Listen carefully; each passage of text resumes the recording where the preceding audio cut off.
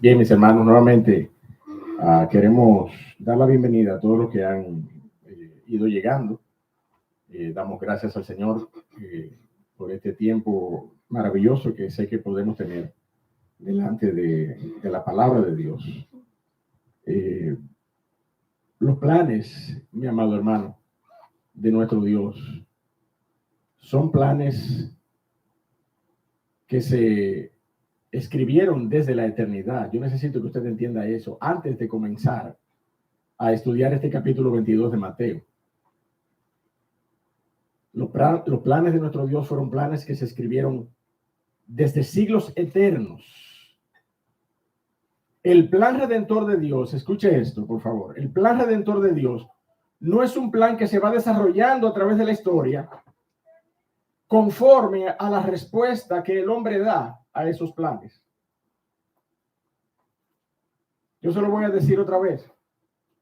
El plan redentor de Dios no es un plan que a través de la historia él va cambiando su curso conforme a la respuesta del hombre. No, mi amado hermano. Si fuese así, nuestro Dios no fuese un Dios soberano. Si fuese así, entonces el curso de la historia estaría en manos del hombre y no en las manos de nuestro Dios. Nuestro Dios ha trazado un plan soberano, un plan desde siglos eternos, y ese plan se ha cumplido a cabalidad hasta nuestros días. Cuando usted ve lo que aparenta ser un cambio, ¿cómo le llaman, verdad? Aquellos jóvenes que les gusta las series y las películas, un plot twist. Tú sabes lo que es un plot twist, ¿verdad?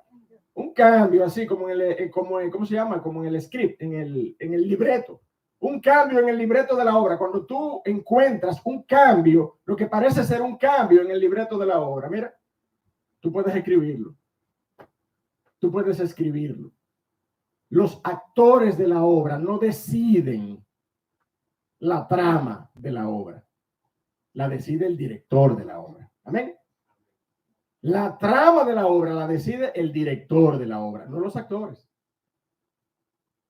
Y yo necesito que tú tengas eso muy en cuenta en esta mañana, antes de comenzar a ver esta porción del capítulo 22 de Mateo. El propósito manifiesto de Dios ha sido salvar al pecador, mi amado hermano. Esa es la realidad. El llamado es realizado a toda criatura, como ya hemos dicho tantas veces. El evangelio es para todos. La salvación no. La salvación es solamente para el que cree. Eso está claro en las escrituras. La salvación es solamente para el que cree. Pero el evangelio debe ser predicado a toda criatura, dice la palabra de Dios. Y ese es el propósito, ese ha sido el propósito de nuestro Dios por los siglos de desarrollo, ¿verdad? De manera evidente de su plan redentor para con el hombre. El llamado es realizado a toda criatura, aun cuando en el transcurso histórico de su plan redentor, Dios estableciera invitados especiales, responsables especiales, designados, convidados, elegidos de entre los pueblos de la tierra, como lo fue la nación de Israel, mi amado hermano.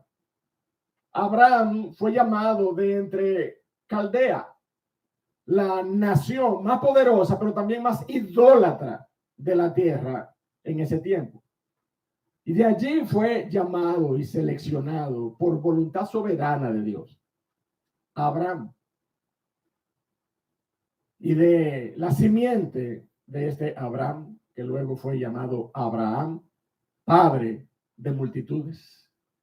Nosotros vemos que Dios estableció bendición para todas las familias de la tierra. Y ya nosotros explicábamos el domingo pasado que o el domingo antepasado, no recuerdo bien, que este todo en la Biblia no es un todo cuantitativo, sino que era un todo cualitativo, que lo que quiere decir es que no no todas numéricamente, no todas las familias de la tierra, sino en su naturaleza, toda raza, toda lengua, toda nación, dice la palabra de Dios, de entre toda raza y toda nación, Dios se haría para su gloria un pueblo. Amén. Dios se constituiría de entre toda raza y toda nación, se constituiría Dios para sí un pueblo. Esa es la realidad de la palabra de Dios. Eso es lo que vemos. Dios tenía el propósito, mi amado hermano, de salvar, pero Él eligió una nación, dice la Biblia. Y eso es lo que nosotros estamos confrontando. Desde el capítulo 21, nosotros estamos viendo al Señor Jesucristo apelar a la designación histórica que esta nación tenía sobre sus hombros y que desecharon. Y nosotros vamos a continuar viendo esa línea de pensamiento, esa línea de respuesta del Señor Jesucristo a estos sacerdotes, escribas, fariseos, saduceos, que estaban allí cuestionando al Señor Jesucristo. Con este capítulo 22, entonces, mi amado hermano, nosotros comenzamos el recorrido del último cuarto del Evangelio de Mateo. Mateo es un maravilloso libro que nos abre las puertas al Nuevo Testamento. Y nosotros ya hemos estudiado 3/4 del Evangelio. Nosotros vamos a comenzar a estudiar los últimos 7 capítulos del Evangelio de Mateo, desde el capítulo 22 hasta el capítulo 28. Y en esa maravillosa selección narrativa, biográfica, histórica de lo que fue la vida y obra de nuestro Señor Jesucristo, nosotros vamos a ver aún las últimas enseñanzas del Señor Jesucristo a partir de este capítulo 22, pero también, mi hermano, mire su muerte y resurrección, y vamos a continuar viendo hasta la gran comisión, enseñanzas adicionales, las últimas enseñanzas del Señor Jesucristo durante su estadía ya en su naturaleza glorificada aquí en la tierra. Así que este mensaje en esta mañana, mi amado hermano, tiene que ver con eso, tiene que ver con la soberanía de Dios, tiene que ver con la soberanía de Dios para salvar, tiene que ver con la intención soberana de Dios para salvar a través de los siglos, como producto, como resultado, como efecto glorioso de un plan redentor que Dios diseñó desde antes de la fundación de este mundo. Ese es el mensaje que usted recibe cuando es predicado el Evangelio a sus oídos y a su corazón. No se crea que es poca cosa. El mensaje que predicamos no es un invento de iglesias, no es un invento de hombres, no es un planteamiento filosófico religioso para que las personas se unan a congregaciones particulares y sustenten el desarrollo material de la iglesia. Mi amado, entienda el trasfondo de esta invitación. Entiende, esto supera lo que usted y yo podemos entender. El Dios Todopoderoso, creador de todas las cosas, se ha revelado en una invitación y en un llamado que sigue siendo presentado para salvación y vida eterna. De manera que vamos a estudiar esta porción, mi hermano. Desde el verso 1 hasta el verso 14, en esta mañana nosotros vamos a comenzar de esta forma el capítulo 22. Mateo 22, verso 1 hasta el verso 14, en este mensaje que hemos titulado Una invitación de bodas. Una invitación de bodas. Y vamos a leer la porción. Dice de esta manera su palabra. Respondiendo Jesús, les volvió a hablar en parábolas. En parábolas. Lo vamos a ver en detalle más adelante, pero yo no sé si usted nota la continuidad de la intervención del Señor. Desde el capítulo 21, el Señor Jesucristo viene respondiendo a estos hombres y dice el capítulo 22, respondiendo Jesús, les volvió a hablar en parábolas, diciendo, el reino de los cielos es semejante a un rey que hizo fiesta de bodas a su hijo y envió a sus siervos a llamar a los convidados a las bodas, a los invitados a las bodas. Eso es lo que significa esta palabra. Envió a sus siervos a llamar a los convidados a las bodas, mas estos no quisieron venir. Volvió a enviar otros siervos diciendo: decid a los convidados, he aquí, he preparado mi comida, mis toros y animales engordados han sido muertos y todo está dispuesto. Venid a las bodas. Venid a las bodas.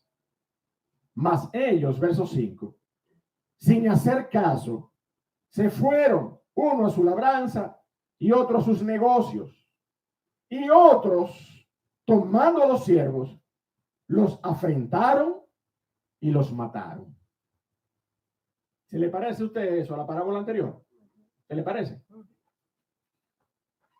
Verso 7. Al oírlo el rey, dice la Biblia, se enojó. Y enviando sus ejércitos, destruyó a aquellos homicidas y quemó su ciudad. Entonces dijo a sus siervos: las bodas, esas bodas que me rechazaron, a la verdad están preparadas. Mas los que fueron convidados no eran dignos. Id pues a las salidas de los caminos y llamad a las bodas a cuantos halléis. Y saliendo los siervos por los caminos, juntaron a todos los que hallaron, juntamente, miren, malos y buenos. Y las bodas fueron llenas de convidados, dice la palabra. Y entró el rey para ver a los convidados y vio allí a un hombre que no estaba vestido de boda. Y le dijo: amigo, ¿cómo entraste aquí sin estar vestido de bodas? Mas él, miren, enmudeció, dice la Biblia. Entonces el rey dijo a los que servían: atadle de pies y manos y echadle en las tinieblas de afuera. Allí será el lloro y el crujir de dientes. ¿Por qué, mi hermano? ¿Por qué? Porque muchos son llamados, dice la Biblia, y pocos escogidos. Wow. Qué tremenda declaración, mi amado hermano. Qué tremenda declaración. Yo no sé usted, pero en mi humanidad falible, en mi humanidad, esa humanidad flexible que da gracia cuando no debe dar gracia, que trata con gracia y paciencia a aquel que ya merece ser disciplinado. Usted sabe, una humanidad fallida. Yo hubiera pensado que este rey iba a tener misericordia con ese hombre. ¿Usted me entiende? Cualquiera lo hubiera pensado. Pero un rey que condesciende de la manera que condescendió con sus súbditos y le preparó una cena. Y no quisieron ir y volvió a decirle el detalle del buffet. Vengan, hombre. Un rey. ¿Cuándo usted ha visto un rey que se digne a eso? ¿Cuándo usted ha visto un rey que se digne a tanto, mi amado hermano? Al yo ver esto y al ver que este rey encontró a un invitado allí que no estaba vestido apropiadamente, en mi humanidad fallida, yo hubiera podido pensar que este rey iba a continuar teniendo gracia y misericordia. Pero vamos a ver la porción en esta mañana, vamos a verla dentro de un momento, cómo la palabra de Dios revela las razones de la actitud de este rey en esta parábola y cómo podemos comparar esto con los planes futuros, planes escatológicos que están declarados en la palabra de Dios para con este mundo. Y cómo nosotros podemos ser advertidos por estas palabras. ¿Cómo podemos ser advertidos por estas palabras? Porque de nuevo, de la misma manera que nosotros pudiéramos pensar que todas estas cosas y toda la invitación y todo el plan de Dios para salvación es una falacia, es una idea de hombres, de la misma manera a las personas les es cómodo, les es más cómodo pensar que no hay un juicio, que no hay una conclusión aplastante de parte de un Dios soberano en contra de todos aquellos que rechazaron al que fue entregado para morir en una cruz por amor a ellos. Cuando la palabra de Dios nos habla ampliamente de esos juicios. Cuando la palabra de Dios nos dice que fue enviado un espíritu de gracia que nos dé convicción de pecado, de justicia y de juicio. Entonces, mi amado hermano, mire, habrá un juicio, dice la palabra de Dios. Vamos a ver esto en un momento. Vamos a orar para que el Señor pueda dirigirnos en el resto de este mensaje. Padre, nuevamente te damos gracias y ponemos esta porción, oh Señor, que está delante nuestro, la ponemos en las manos de tu Espíritu para que Él la ministre a la iglesia, oh Señor, incluyendo a este siervo tuyo. Ministranos con tu palabra, habla, oh Señor, con poder a nuestros corazones, de manera que podamos ser advertidos, de manera que podamos, oh Señor, tomar las decisiones que debemos tomar para nuestras vidas en este tiempo, oh Dios de la gloria, en el que tú continúas teniendo gracia para salvación. Bendice a tu iglesia, oh Señor, en el nombre de Jesús. Amén.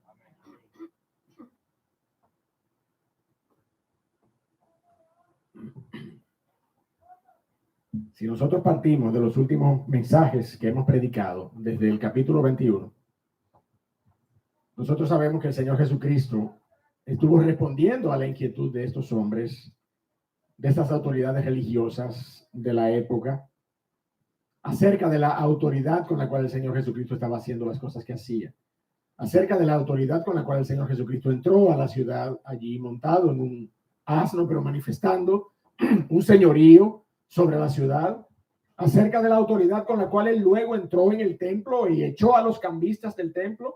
¿Recuerdas el capítulo 21? Todo esto lo hemos estudiado en el capítulo 21.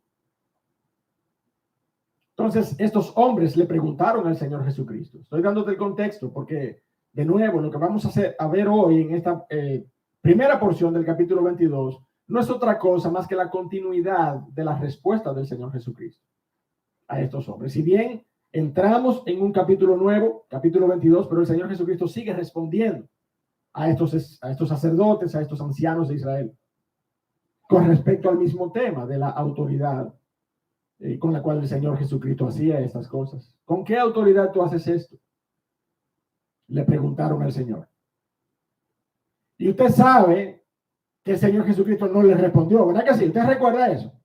¿Ah? ¿Usted recuerda el desafío que el Señor Jesucristo le puso a estos hombres? Vamos a hacer una cosa. Si ustedes me dicen, me responden algo que yo les voy a preguntar, entonces yo les digo con qué autoridad. ¿Recuerdan esa porción?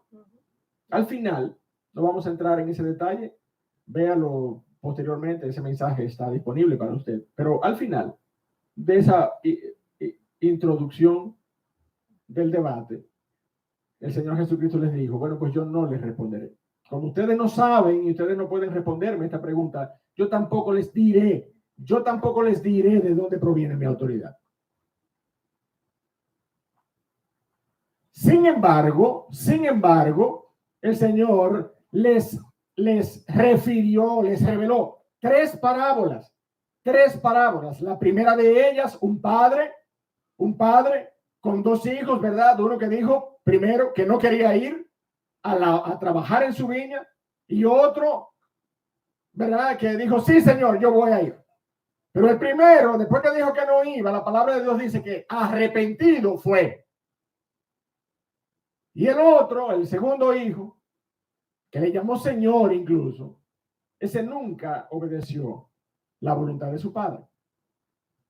Pero luego el Señor Jesucristo les ofreció otra parábola y les habló de un padre de familia, dueño de una viña, y que dejó allí a labradores responsables de generar fruto para beneficio de él, fruto de esa viña. Cuando llegó el tiempo de recoger los frutos, y explicábamos todo lo que esto significaba, entonces el padre de familia envió siervos a recoger los frutos, y estos hombres mataron a esos siervos. Y nosotros vemos, mi amado hermano, la condescendencia, la gracia, la misericordia, la bondad que raya en lo extremo de este padre de familia que volvió a enviar otros siervos.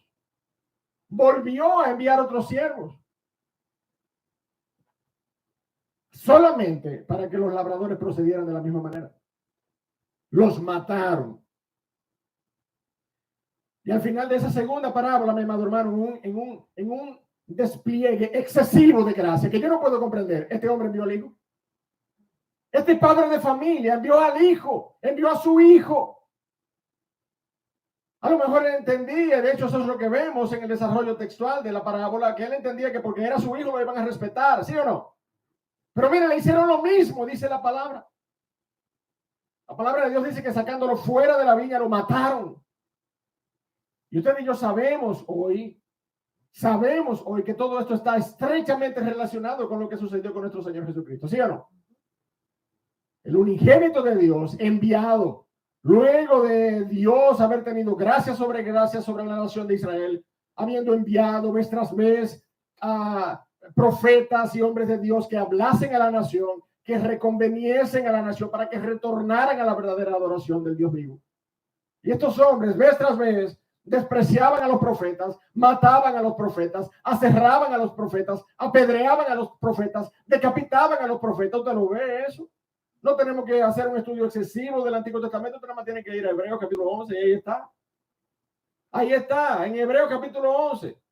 A unos aserraron, usted no se acuerda que lo leímos esa porción, a unos aserraron, a unos decapitaron, a unos lapidaron, a unos mataron a espada. Y este hombre, dice la Biblia, envió a su hijo, Dios soberanamente, como parte de su plan redentor, envió a su unigénito, envió a su único hijo, Dios mismo hecho hombre, tomando forma de siervo, dice la palabra de Dios. Vino a este mundo para entregar su vida en una cruz, derramar su sangre, perder su vida como hombre, literal y clínicamente hablando. Perdió su vida como hombre el Señor Jesucristo en la cruz del Calvario. Por ti y por mí, dice la palabra de Dios. De manera particular por aquellos que creen, nos enseña la palabra de Dios. Pero el Señor, en esta intervención con los escribas y los fariseos, no se queda allí, no se queda en esta parábola. El Señor Jesucristo les da una tercera parábola. Y yo quiero que usted se dé cuenta cómo este conjunto de parábolas, la primera, la segunda, la tercera, este conjunto de parábolas compone, el conjunto mismo compone una suerte de síntesis histórica de lo que Dios ha hecho con el hombre. Porque miren, en la primera parábola Dios habló directamente a sus hijos. Véalo de la manera en que la parábola nos lo presenta. Un padre hablando a sus hijos directamente, ¿sí o no?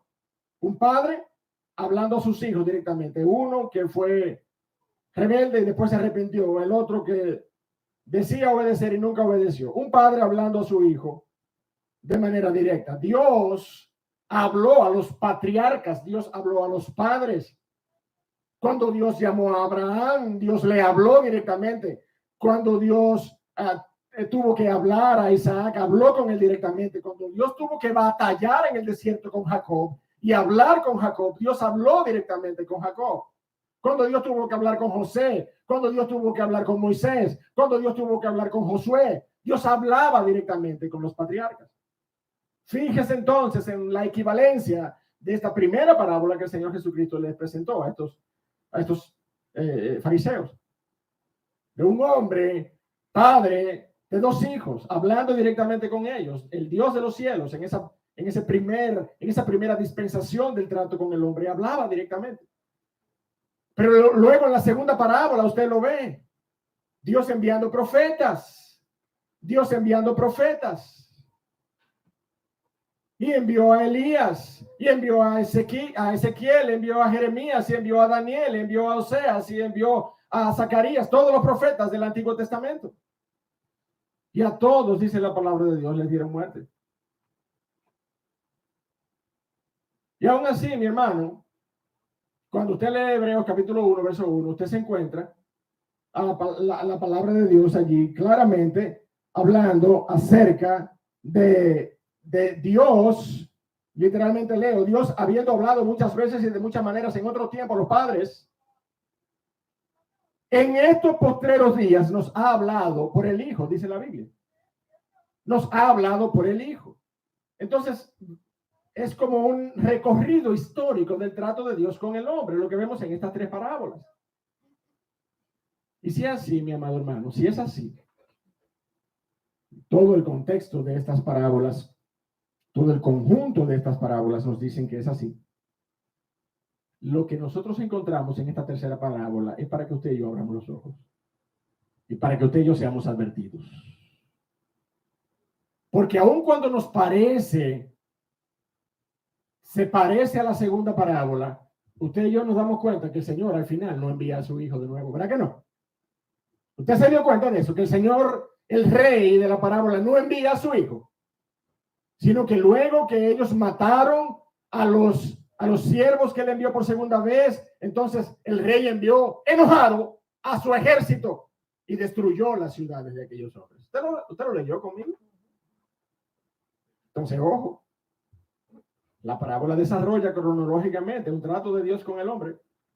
Y lo que resta no es que el Señor Jesucristo venga o que el Mesías venga, no, ya el Hijo fue enviado. Amén.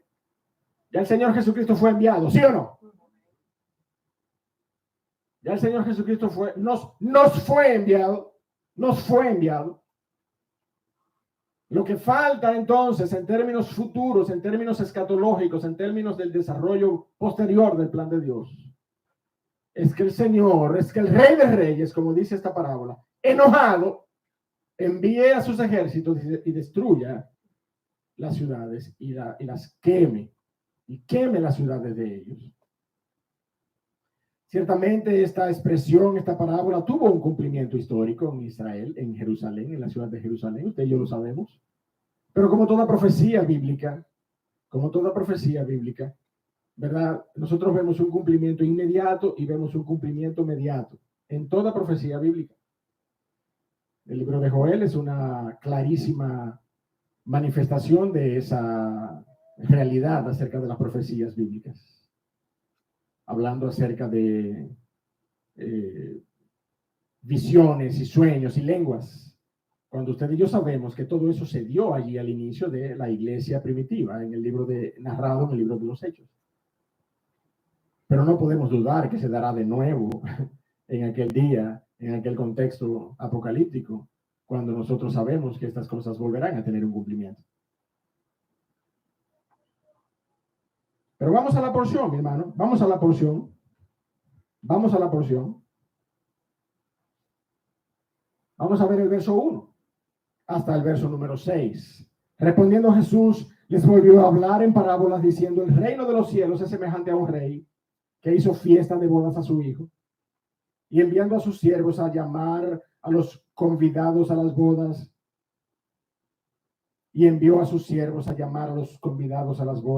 mas estos no quisieron venir.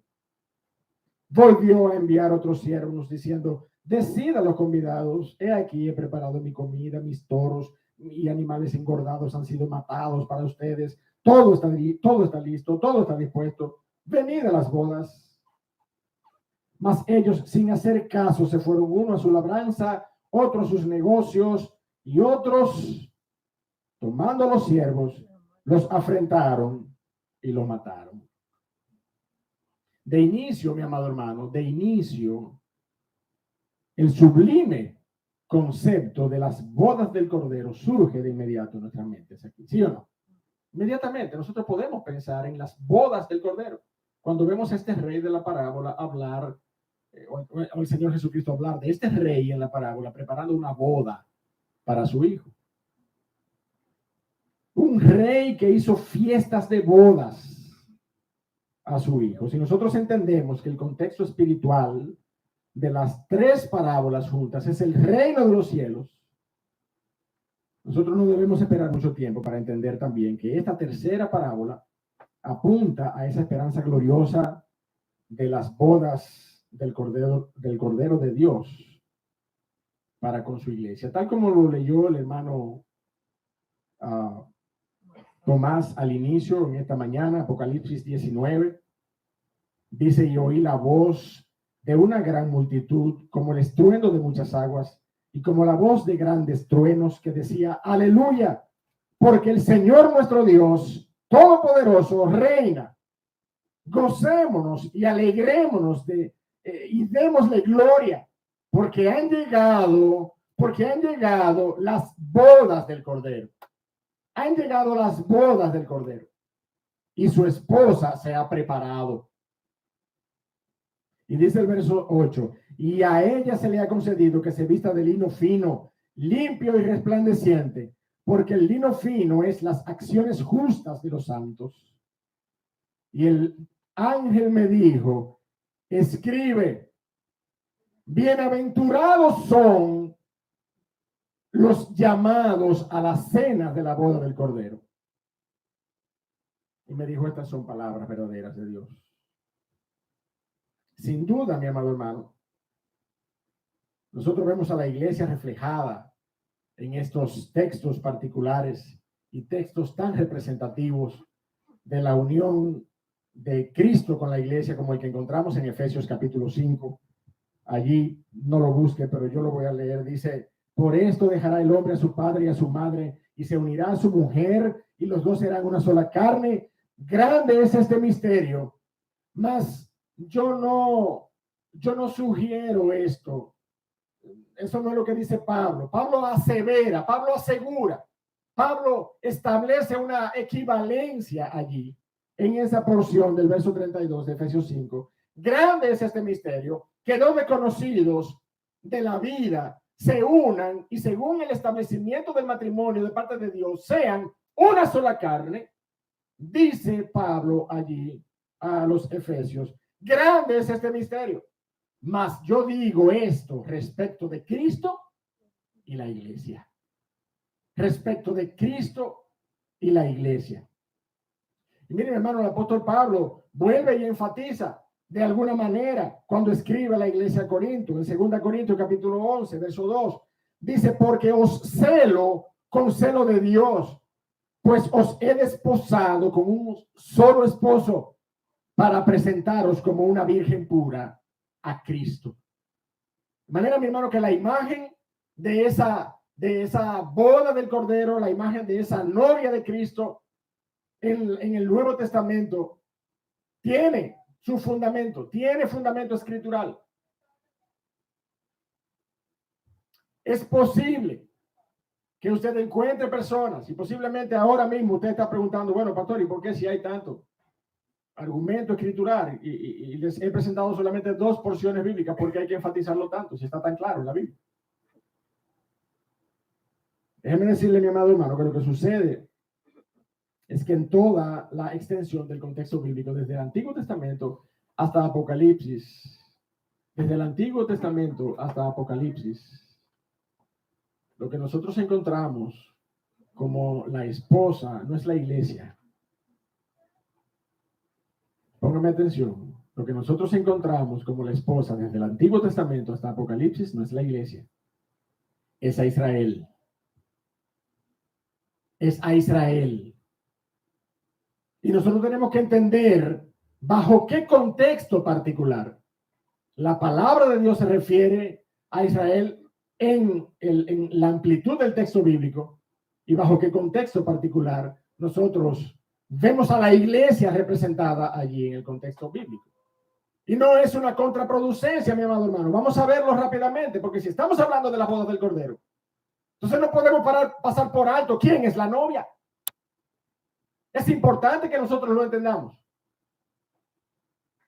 El Antiguo Testamento nos presenta a Israel como la esposa del Dios de los cielos. Aunque Israel estaba casada con Jehová, Dios de los cielos, resultó ser una esposa infiel, mi amado hermano. Resultó ser una esposa infiel, dice la Biblia. Una esposa que conforme las declaraciones proféticas, mire, le dio las espaldas a Dios, engañó a Dios con Baal, con Moloch, con Dagón, con todos esos dioses de las naciones ajenas, de las naciones vecinas. Una idolatría aberrante fue lo que caracterizó a Israel. desde que salió de Egipto y tomó posesión de la tierra prometida. Pero mi hermano, no nos vayamos más lejos. Estaba Moisés recibiendo la ley cuando ellos estaban fundiendo un becerro de oro abajo, a los pies del monte. Y esa cualidad, esa aberrante cualidad de la nación, los acompañó durante toda su historia nacional. Por algo, Dios tuvo que enviar a los asirios para que destruyera el reino del norte. Por algo, Dios tuvo que enviar a Caldea para que destruyera a Judá, el reino del sur. Por algo los exilió, por algo los mantuvo oprimidos por las naciones vecinas. Hasta que ellos nuevamente, miren, retornaron a Jerusalén, reedificaron Jerusalén. Y si bien es cierto, oiga esto, si bien es cierto que la nación se descuidó, porque usted y yo lo vemos en Malaquías, el descuido de la nación, ¿sí o no? Lo vemos a Jehová, Dios de los cielos, cuestionar a los sacerdotes y cuestionar a la nación. Pero ustedes tienen casas artesonadas para ustedes y mi templo cayéndose. Aunque ellos fallaron nuevamente, yo le voy a decir esto: nunca más pecaron de la manera idolátrica como ellos pecaron antes del exilio. Nunca más. Aquel escarmiento les fue suficiente como nación, mi amado hermano. Tanto que la sensibilidad de ellos se mantuvo hasta el momento en que los romanos entraron a la ciudad para destruirla en el año 70. Y ellos, viendo aquel emblema de Roma, le llamaron una abominación desoladora. Que entrara aquel emblema romano con aquella, ¿se acuerdan ese emblema romano con aquella águila? Aquellas imágenes idolátricas entrando a donde estaba el templo. Aquello fue una aberración para la nación de Israel.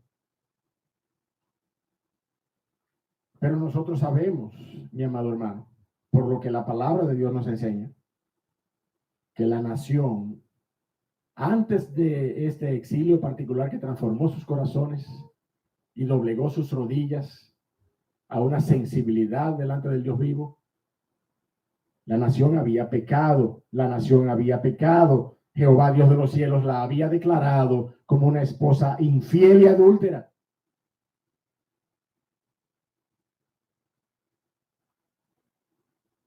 A pesar de estos fracasos, mi amado hermano, Dios declaró que la nación volvería a él, que se convertiría en lo que él se había propuesto, una nación de sacerdotes para su gloria. Dios haría que Israel volviera a adorarle y que por amor a sus padres, por amor a esos patriarcas que yo les mencioné ahorita, y mire, por el compromiso con su propia palabra, por el compromiso que Jehová Dios había dado sobre la nación, Jehová Dios les levantaría. Busque conmigo Isaías 54, por favor, acompáñeme allí, Isaías 54, para que veamos la manera en cómo el profeta describió esta realidad de la nación de Israel. Isaías 54, verso 1. Isaías 54, verso 1. Dice la palabra de Dios allí: regocíjate, oh estéril, la que no daba a luz. Levanta canción y da voces de júbilo, la que nunca estuvo de parto, porque más son los hijos de la desamparada que los de la casada, ha dicho Jehová. Ensancha el sitio de tu tienda y las cortinas de tus habitaciones sean extendidas, no seas escasa.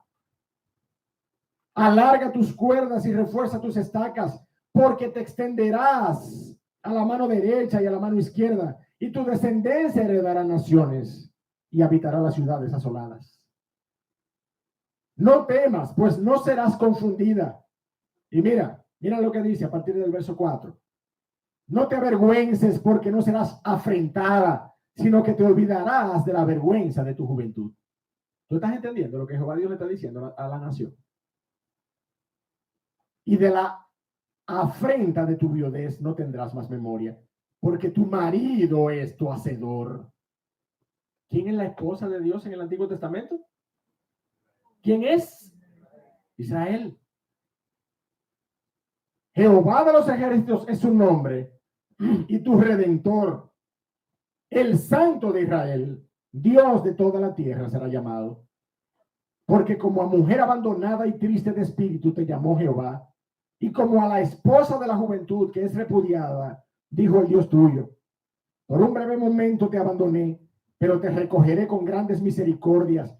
Con un poco de ira escondí mi rostro de ti por un momento, pero con misericordia eterna tendré compasión de ti, dijo Jehová, tu Redentor. En todo el contexto de la palabra de Dios, nosotros vemos a Israel señalada como esa esposa que en su momento fue una esposa infiel, pero Dios, conforme al decreto de su palabra, conforme al peso de sus promesas, lo vemos aquí en el profeta Isaías, prometió que la restauraría, prometió que la levantaría, prometió que la vestiría de lino fino nuevamente. A pesar de lo anterior, mi amado hermano, usted y yo debemos entender que nadie contrae matrimonio con un objeto inanimado. Eso es ahora que usted ve esas aberraciones.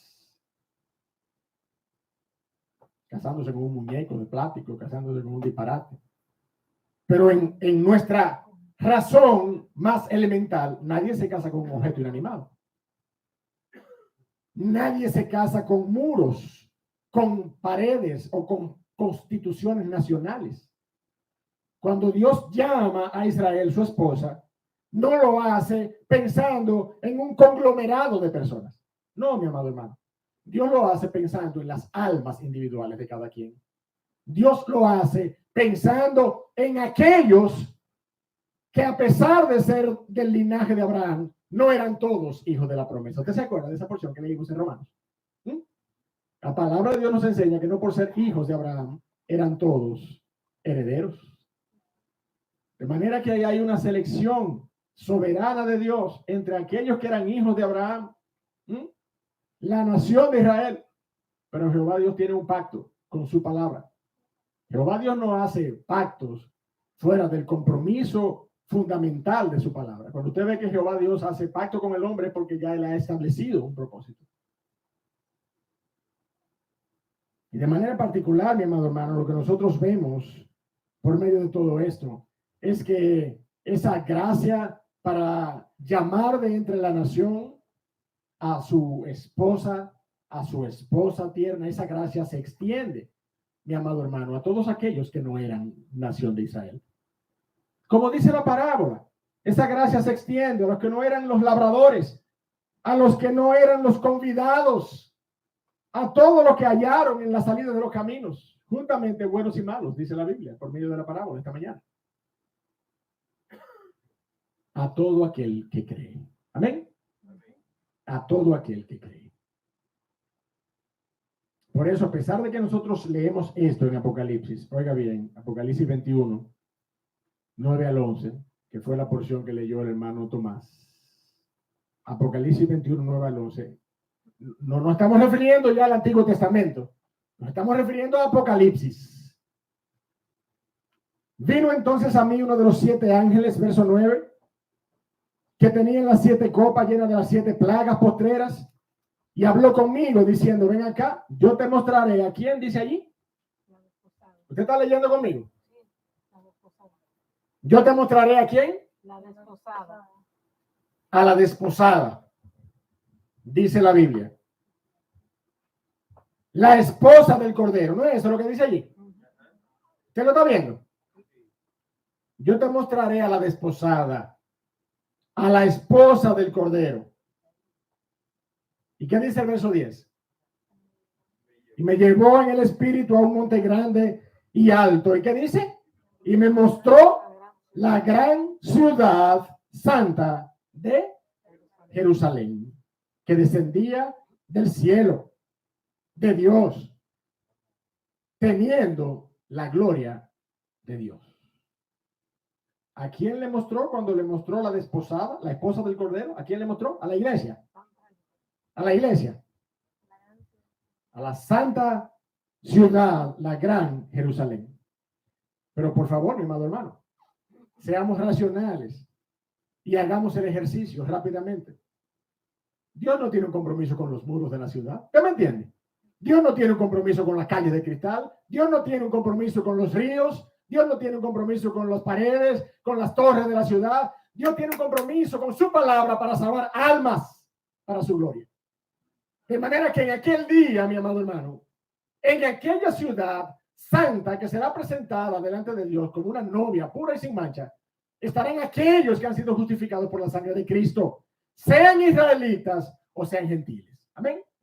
Esa es la novia del Cordero. Cuando la palabra de Dios se refiere a la Santa Jerusalén, no es porque Dios tomará para sí una estructura física. Es porque Dios tomará para sí almas que por medio de la sangre de Cristo Él ha justificado para su gloria. Y todos morarán allí en la santa ciudad. ¿Sí o no? Es por eso que Dios se refiere en términos proféticos a la santa ciudad de Jerusalén. Pero mire, mi hermano, detrás de esta declaración está la realidad de que Dios no salva conglomerados de personas. Dios salva individuos para su gloria. Dios salva individuos. Porque si fuera de otra manera, yo me cuelo entre el conglomerado, ¿sí o no? Y ya soy salvo. Pero no, usted tiene que tomar una decisión personal por Cristo. ¿Usted me está entendiendo todo esto? Porque yo lo veo muy callado a ustedes esta mañana. Yo lo que necesito saber es si usted me está siguiendo. ¿Qué es lo que el Señor Jesucristo está diciendo aquí? El Señor Jesucristo nos ha planteado una parábola en la cual un rey ha preparado una cena para su hijo, una cena de bodas. Y todo el contexto de la parábola gira alrededor de esta boda, de esta cena de bodas. Entonces no podemos menospreciar quién es la novia, el hecho de quién sea la novia. Usted tiene que saber que la novia, dice la palabra de Dios, son los redimidos por la sangre de Cristo. Y todos morarán allí en la santa ciudad de Jerusalén. Todos morarán allí. Y cuando el ángel le mostró a Juan esa visión de la santa ciudad descendiendo del cielo de Dios, dice la Biblia, no es otra cosa, no se refiere a otra cosa que a ese pueblo redimido para la gloria de Dios. Y mire, dígalo de otra manera, mansos. Pues ustedes están durmiendo, ¿de verdad? Mansos y cimarrones, israelitas y gentiles. Esa es la realidad. La novia del Cordero no es exclusivamente la iglesia. La esposa de Dios no es exclusivamente los de Abraham. Son los redimidos por la sangre de Cristo, unos y otros. Y esos son los que estarán allí habitando en la santa ciudad de Jerusalén, la que descendió del cielo, dice la palabra de Dios. Eso es lo que vemos en esa porción.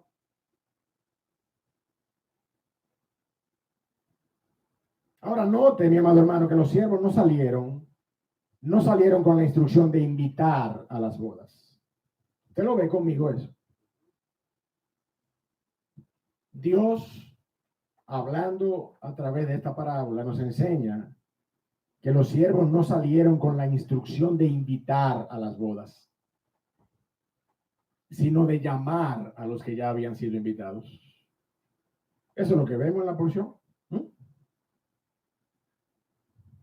El reino de los cielos es semejante a un rey que hizo fiesta de bodas a su hijo y envió a sus siervos a llamar ¿a quiénes?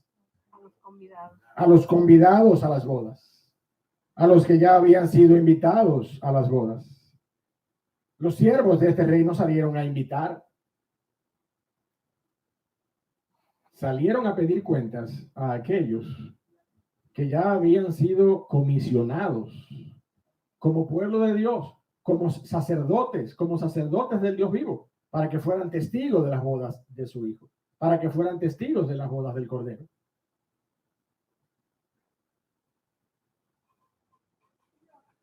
Esa es la realidad.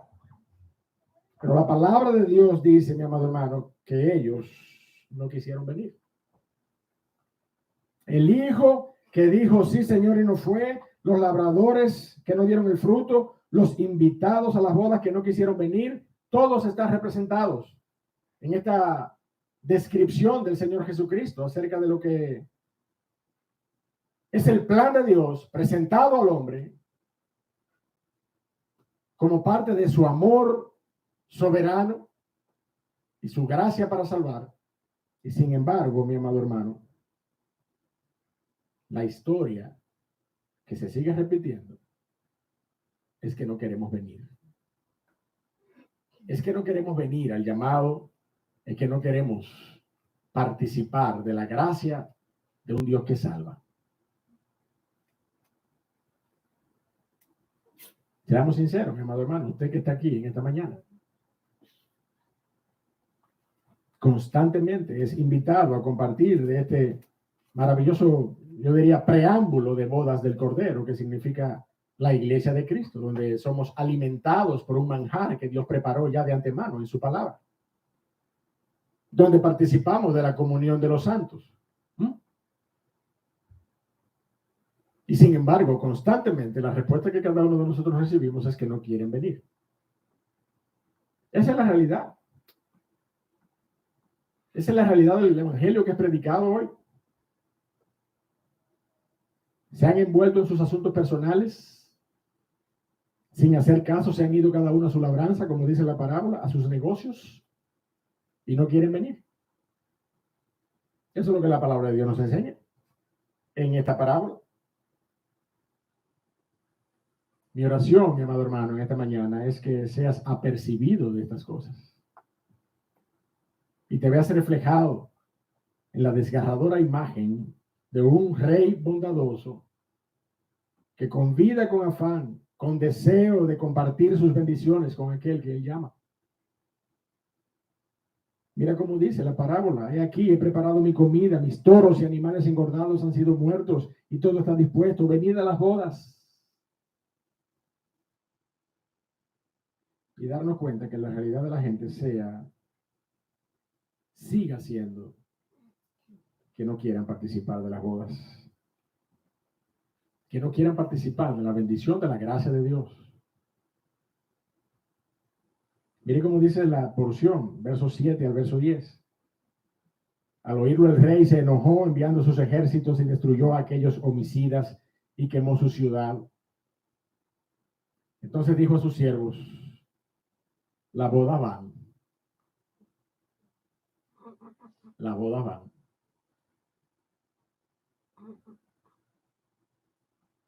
Mas los que fueron convidados no eran dignos. Verso 9. Id pues a las salidas de los caminos y llamad a las bodas a cuantos halléis. Y saliendo los siervos por los caminos, juntaron a todos los que hallaron, juntamente malos y buenos, y las bodas fueron llenas de convidados. Mire, mi hermano, yo se lo dije ahorita cuando hablaba de la revelación cronológica de estas parábolas y la equivalencia cronológica de estas parábolas en relación al plan de Dios para con el hombre. En esta tercera parábola, o sea, nosotros vimos al padre, después de varios siervos muertos, enviar a su hijo, ¿verdad que sí? Pero en esta parábola ya no vemos al rey enviando a su hijo. Ya nosotros vemos al rey, dice la Biblia, enojado, enviando a sus ejércitos, ¿sí o no? Eso es lo que vemos. Entonces, si usted y yo no somos advertidos por esta realidad, si usted y yo no somos advertidos por esta realidad de una tercera parábola en la cual ya hemos visto dos, que todo se ha cumplido cabalmente, cómo Dios habló a los padres, cómo Dios envió profetas y lo mataron, cómo Dios envió a su hijo y lo mataron. Todo esto es historia, mi hermano. Entonces, esta tercera parábola que nosotros estamos estudiando tiene una gran advertencia que usted y yo debiéramos considerar.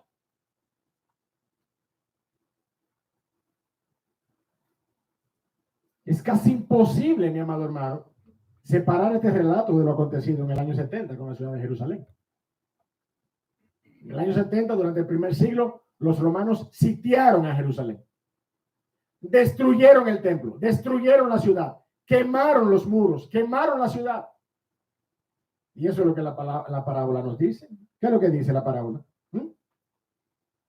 Se enojó enviando sus ejércitos, dice el rey, y destruyó a aquellos homicidas y quemó su ciudad. Óyame, no es la única vez que en la palabra de Dios vemos una declaración profética acerca de la destrucción de Jerusalén.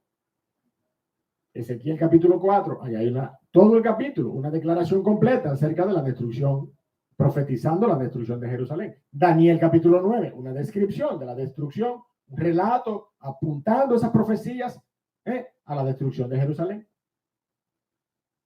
No, y el propio Señor Jesucristo en varias porciones, con los ojos llenos de lágrimas, lloró sobre la ciudad, sabiendo lo que le iba a acontecer a la ciudad. No era la primera vez que la palabra de Dios se expresa con respecto a Jerusalén y lo que le acontecería por haber rechazado la invitación, por haber matado al hijo.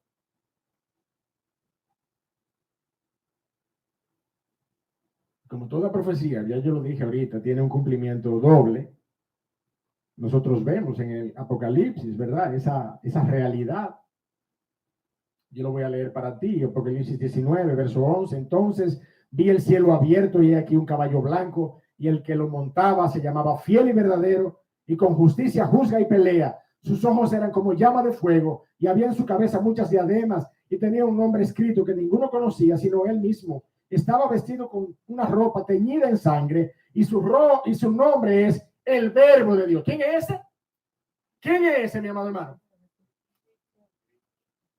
Esa es la persona de Cristo, mi amado hermano. Cristo Jesús. Y su nombre es el Verbo de Dios. Y los ejércitos celestiales, vestidos de lino finísimo, blanco y limpio, le seguían en caballos blancos. De su boca sale una espada aguda para herir con ella a las naciones. Y él las regirá con vara de hierro. Y él pisa el lagar del vino del furor de la ira del Dios Todopoderoso. Y en su vestidura y en su muslo tiene escrito este nombre: Rey de Reyes y Señor de Señores.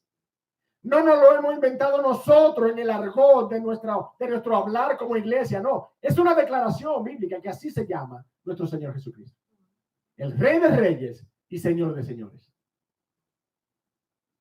Y vi un ángel que estaba en pie en el sol y clamó a gran voz diciendo a todas las aves que vuelan en medio del cielo: venid y congregaos a la gran cena de Dios, para que comáis carnes de reyes y de capitanes, y carnes de fuertes, y carnes de caballos y de sus jinetes, y carnes de todos, libres y esclavos, pequeños y grandes. Y vi a la bestia, a los reyes de la tierra y a sus ejércitos reunidos para guerrear contra el que montaba el caballo y contra su ejército. Y la bestia fue apresada, y con ella el falso profeta que había hecho delante de ella las señales con las cuales había engañado a los que recibieron la marca de la bestia y habían adorado su imagen. Estos dos fueron lanzados vivos dentro de un lago de fuego que arde con azufre, y los demás fueron muertos con la espada que salía de la boca del que montaba el caballo, y todas las aves se saciaron de las carnes de ellos. Gloria a Dios, mi hermano. Eso es una sentencia del Dios vivo. Y si usted y yo hoy no entendemos que ese es el contexto de esta tercera parábola, que es la que le espera a este mundo, y usted hoy está viviendo, mire, como que el Padre va a enviar a su Hijo con gracia, no sabiendo que lo que Dios ha prometido es que enviará a sus ejércitos ahora en esta oportunidad. Entonces usted no ha entendido el plan de Dios. Usted no ha entendido el plan de Dios. Y es posible que usted haya venido en esta mañana aquí en busca, mire, de un mensaje alentador, de un mensaje de amor, de un mensaje. Pero déjeme decirle, mi amado hermano, yo no tuviera autoridad alguna para predicar ese mensaje si yo no predicara de igual manera el mensaje de advertencia de la palabra de Dios. El mensaje de advertencia de la palabra de Dios. Esa es la realidad, mi amado hermano.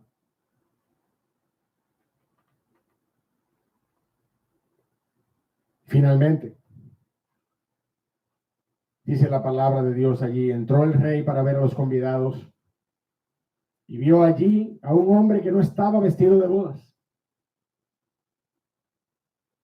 Y le dijo: amigo, ¿cómo entraste aquí sin estar vestido de bodas? ¿Cómo entraste aquí? Mas él enmudeció, dice la Biblia. Uf. ¿Usted sabía que la palabra de Dios dice que la justicia de Dios se revela para tapar toda boca, para callar toda boca? ¿Usted sabía eso? ¿Usted sabía que usted y yo, cuando nos encontramos reflejados en la palabra de Dios, usted y yo debiéramos cerrar nuestros labios y humillarnos delante de Dios vivo?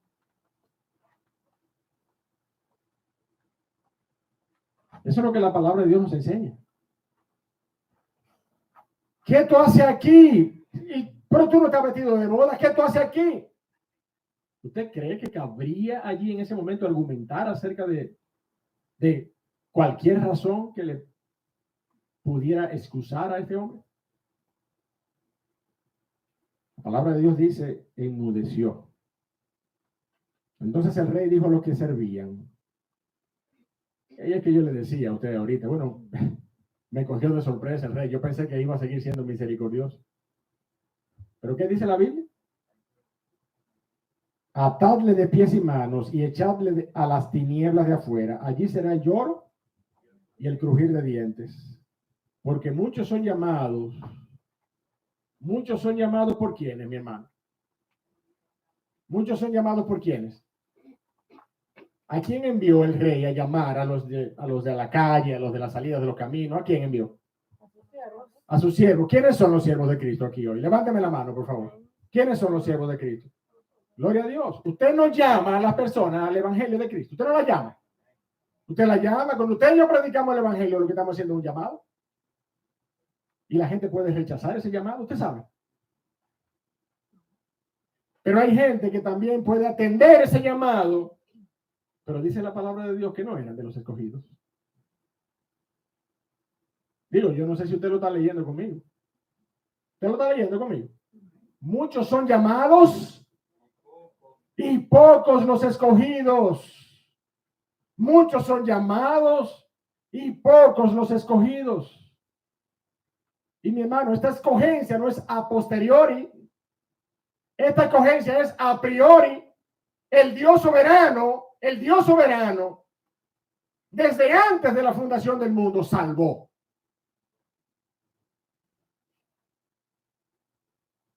Pero nosotros tenemos la carga, mire, la comisión con un peso de gloria para predicar el evangelio a toda criatura. Eso es lo que la palabra de Dios nos enseña, en su palabra. En todo el contexto de la palabra de Dios. Eso es lo que vemos. ¿Cómo entraste aquí sin estar vestido de bodas? Esa fue la pregunta. Y déjeme decirle, mi hermano, con todo y la bondad manifiesta de este rey, usted y yo lo que tenemos que entender por medio de esta conclusión de la parábola es que aún en medio de la gracia de Dios, aún en medio de su gracia, la palabra de Dios nos dice que hay orden y hay normas delante del Dios de los cielos. Amén. La palabra de Dios nos recuerda que hay orden y hay normas delante del Dios de los cielos. Normas y orden que no pueden salir de nosotros de manera natural. Salen de nosotros cuando nosotros somos justificados delante del Padre. Cuando nosotros somos regenerados por la obra del Espíritu. Cuando nosotros somos justificados por la sangre de Cristo y somos regenerados por la obra del Espíritu. Es entonces que podemos caminar en santidad. Es entonces que nosotros podemos caminar en santidad. Porque ¿qué es lo que nos dice Apocalipsis? ¿Qué es lo que nos dice Apocalipsis cuando nosotros veíamos allí en el capítulo 19 que esa vestidura de la cual ese invitado debía estar, ¿verdad? Esa vestidura que él debía ostentar, ¿cuáles eran? Dice Apocalipsis. Y a ella se le ha concedido que se vista de lino fino y limpio y resplandeciente, porque el lino fino es las acciones justas de los santos. Entonces, mi amado, si usted ha sido llamado a los pies de Cristo, si usted ha sido llamado por la gracia que salva a los pies de Cristo, usted y yo debemos entender que esa gracia también le transforma para vivir en santidad. Charles Spurgeon lo dijo de esta manera. La santidad es la parte visible de la salvación. ¿Usted no entiende eso? La santidad es la parte visible de la salvación. ¿Cómo yo sé que yo soy salvo? Cuando camino en santidad. No es que yo voy a ser salvo por caminar en santidad. Es que yo sé que he sido salvo cuando camino en santidad. Charles Spurgeon lo dice de esa manera. Yo que soy un chivito jato de juego, yo lo digo de esta manera. La gracia que nos salva es la misma gracia que nos transforma para caminar en santidad. Esa misma gracia que tú y yo cantamos, mire, sublime gracia del Señor, que nos salva, esa misma gracia que nos salva sin nosotros haber dado un golpe, ni siquiera de carácter, porque no somos dignos. No somos dignos, ni somos capaces, ni somos suficientes para hacer algo por nuestra salvación. Esa misma gracia de Dios, que es un don de Dios para que ninguno de nosotros nos gloriemos, esa gracia por medio de la cual somos salvos, esa gracia nos transforma para que nosotros podamos dar evidencias de la obra que el Espíritu Santo hizo en nuestros corazones. Esa es la gracia que nos transforma para santidad, de manera que podamos decir, yo fui salvo por medio de la fe en la obra de Cristo. ¿Y cómo lo vemos? Cuando hay frutos dignos de arrepentimiento. Cuando hay un andar y un caminar en santidad delante del Señor. Por eso, mi amado hermano, este hombre fue cuestionado. ¿Qué tú haces aquí? Tú no estás vestido apropiadamente. Apartado de mí. Nunca os conocí, hacedores de maldad. ¿Usted se acuerda de esa declaración del Señor Jesucristo? En aquel día me diréis, ¿cómo me diréis? Señor, Señor. Ay, Señor.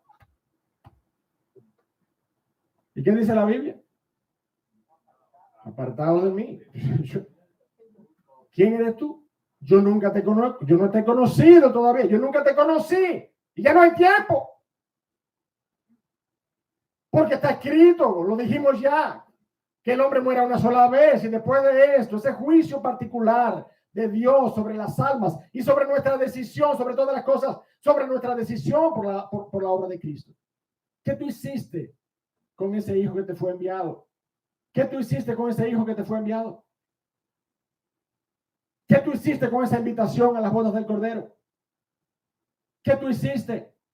Los que eran convidados ya, la nación de Israel, rechazaron esa invitación, mataron al Mesías. Pero date cuenta, aún cuando los siervos salieron por los caminos, trajeron de todo, buenos y malos, y encontraron una gente ahí que no estaba vestida dignamente. ¿Qué pasó con esa persona? Atados de manos y pies, echado a la oscuridad de afuera, donde es el crujir de dientes. Porque muchos serán llamados, pero pocos los escogidos. Si tú estás aquí en esta mañana, mi amado hermano, yo debo advertirte que este es el llamado a las bodas del Cordero. Esta palabra predicada es la invitación y es el llamado a las bodas del Cordero. IBT, Iglesia Bautista Trinidad, no es una tribuna exclusiva de esa invitación y de ese llamado. Muchas iglesias hoy en la mañana han estado haciendo el mismo llamado. Muchos pastores han estado haciendo el mismo llamado.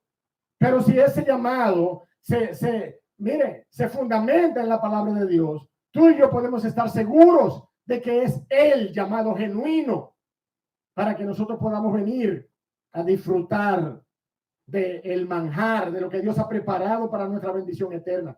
No rechaces la invitación. Si tú estás aquí en esta mañana, yo quiero asumir en este momento la condescendencia del Rey. Ven a los pies de Cristo. Y aun cuando de manera inicial quieras rechazar la invitación, yo insisto, ven, que hay de todo, hay manjares preparados, hay bendición para tu vida. Ven a los pies de Cristo. Ese es el llamado, mi amado hermano. Si tú estás aquí en esta mañana y no tienes a Cristo Jesús como Señor y como Salvador, mantén fijo en tu mente y en tu corazón el mensaje final de esta tercera parábola. El Dios de los cielos no enviará a su Hijo, ya el Señor lo envió. Lo que le resta a este mundo es un juicio eterno para la condenación del pecado. Eso es lo que le resta a este mundo. Todavía hay tiempo, mi amado hermano.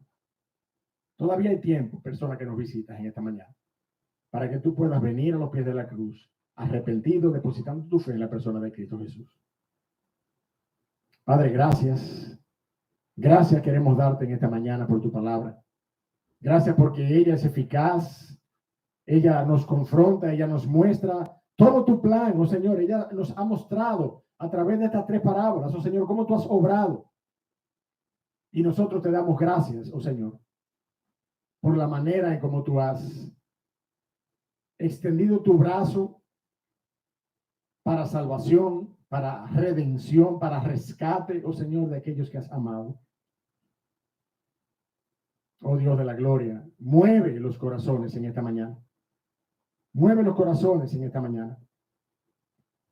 Y ayúdales por medio de tu soberana gracia a poner sus ojos en Cristo, a poner sus ojos en el Redentor, en el Salvador que fue enviado, oh Señor, para que hoy nosotros no tengamos excusa y podamos, oh Dios de la gloria, sentarnos delante de tu presencia a disfrutar de las bendiciones de una eternidad con Cristo. Padre, mira los corazones en esta mañana. Mira los corazones en esta mañana, oh Dios de los cielos. Pon un peso en cada uno de ellos. Y habla a tu iglesia para que podamos entender nuestra responsabilidad, oh Señor, de caminar en santidad. No quisiéramos, oh Dios del cielo, que llegue aquel día en que se nos diga, tú no estás vestido apropiadamente. Porque bien que fuiste llamado, pero no fuiste escogido. No eras un escogido. Oh Señor y Dios del cielo, ayúdanos a evidenciar la obra regeneradora de tu Espíritu en nuestras vidas. Ayúdanos a caminar conforme a tu voluntad. En el nombre de Jesús te lo pedimos. Amén.